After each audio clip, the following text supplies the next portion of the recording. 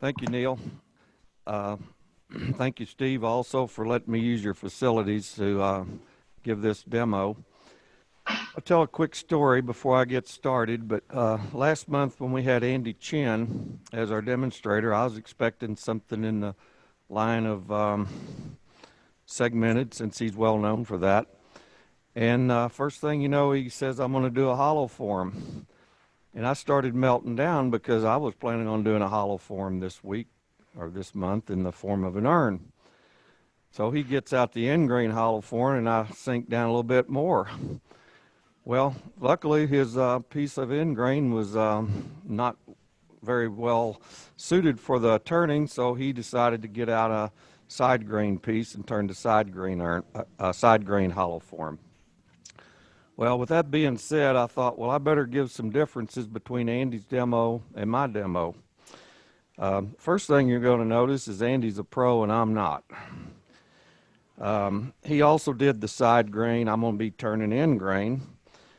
Andy used one carbide tool. I'm going to use multiple high-speed steel tools.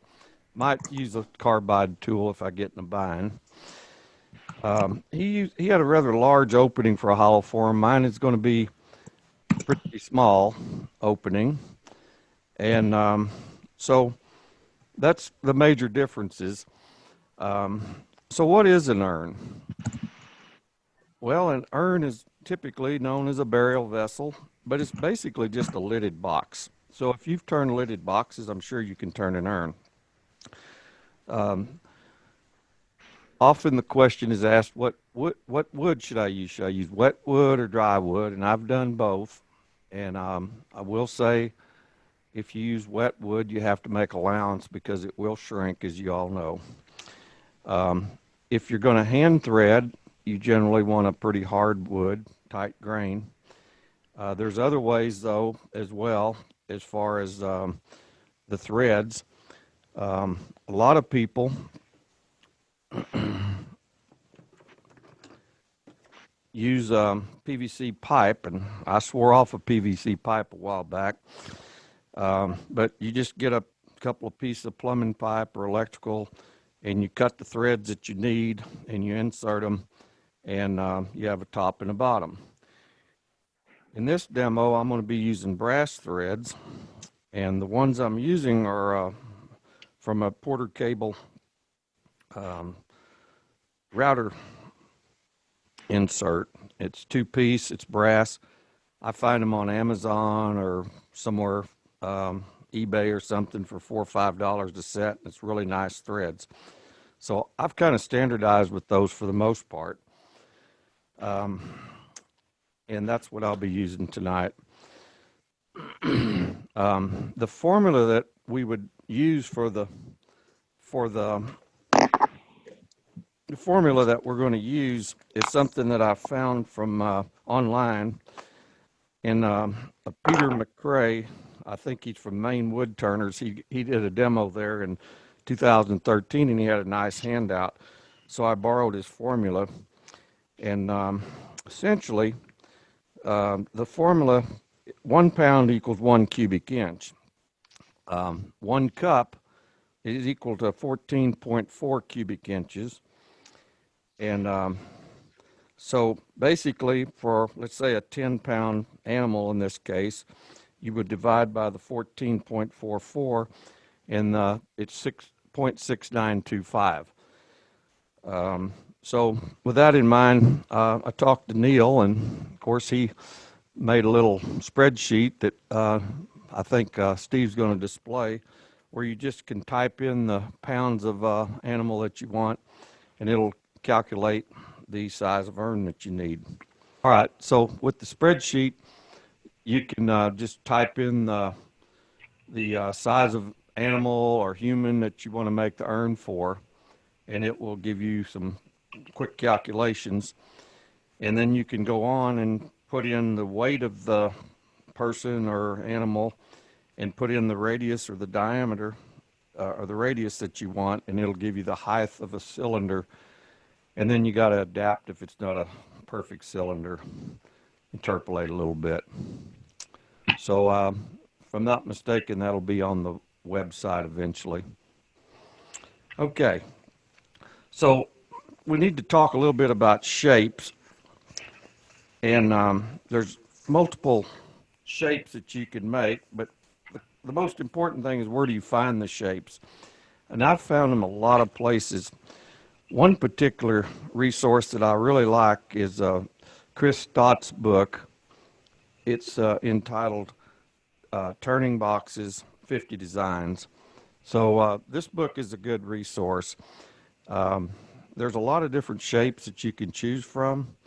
Tonight's demo is one of the shapes that came out of there that I'm going to make. It's not exactly like this, but the basic shape is like this or similar to this. And I'm going to make it for a 10 or 12 pound animal. The formula is the same whether it's a human or an animal, so you can just proceed with whatever size you want.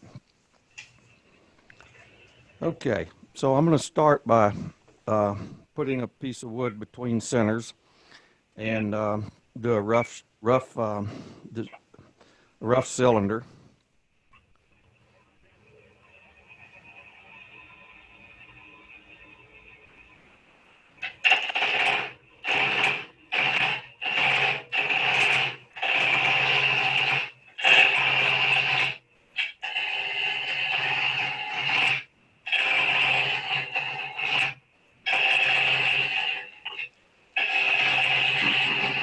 Okay.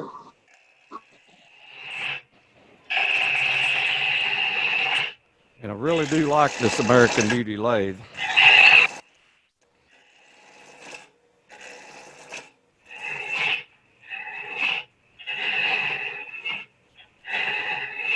Other places that you might find shapes are galleries or art museums, AAW magazine. Kevin Felderhuff had an article printed one time in there when he did an urn for a buddy of his. But there's various shapes or various urns that you can see in AAW magazine.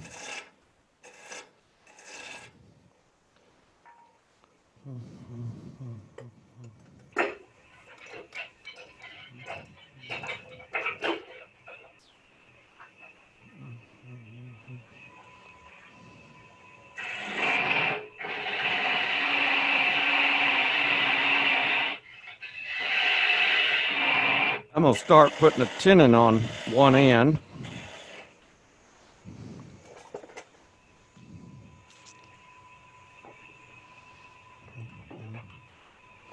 And I'm going to size it for my 45 millimeter jaws. So we have that. Looks like it'll fit. It's a Nova chuck, so it'll have a little bit of a bevel.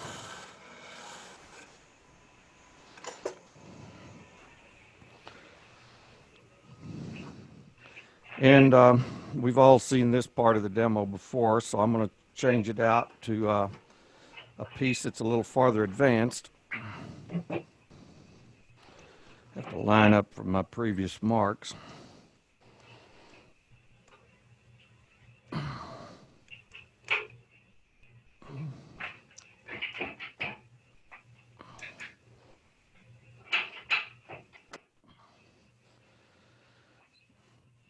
Takes a little bit of getting used to this robust lathe, but I think I could.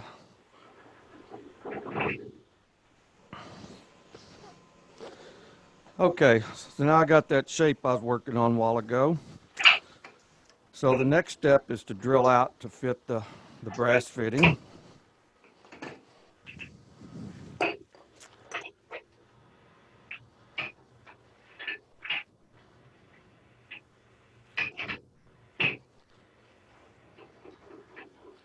I'm going to slow down the lathe, and doesn't have a meter on it as far as the RPM, but I'm going to assume we're slow enough here. Let's give it a shot. And I rough turn these are green, this is green ash, and I rough turn this several days ago, and it's starting to have a little bit of an irregular shape. So you see that vibration, that's what that is. I'm going to drill for about 2/3 of the way of the bit, the thickness, and I'm going to check it for size.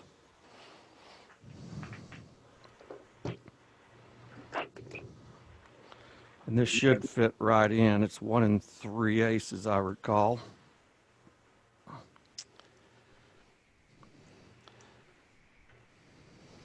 And it is just a tight fit, which is what we want.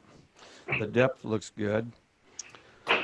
So the next thing I'm going to do is I'm going to drill a pilot hole for the hollowing.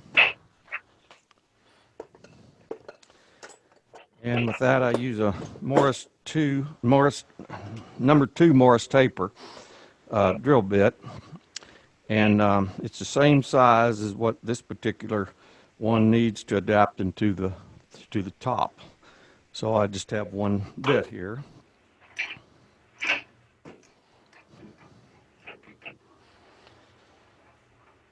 And as I go along, if there are any questions, please interrupt.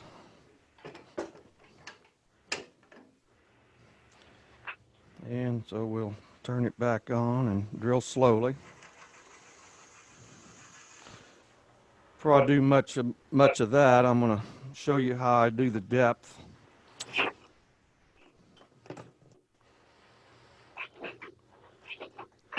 The easiest way I know to figure the depth is to use a ruler, and in this case, it's about 25 millimeters to the depth that I'm looking for. So from 25 to the end, where the second one is about 11 millimeters. So I measure it on my bit, and 11 is right in the center of my blue tape. I can mark that, or I can just judge, which I'll just be judging tonight as the depth. And because it's a little bit green, I tend to pull it out pretty often because it gets pretty hot in there, and I have seen them where they'll crack on occasion.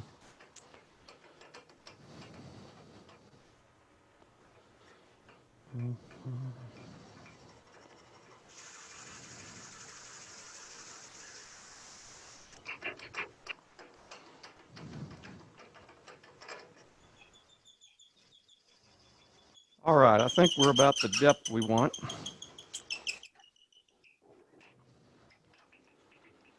So I'm going to check that.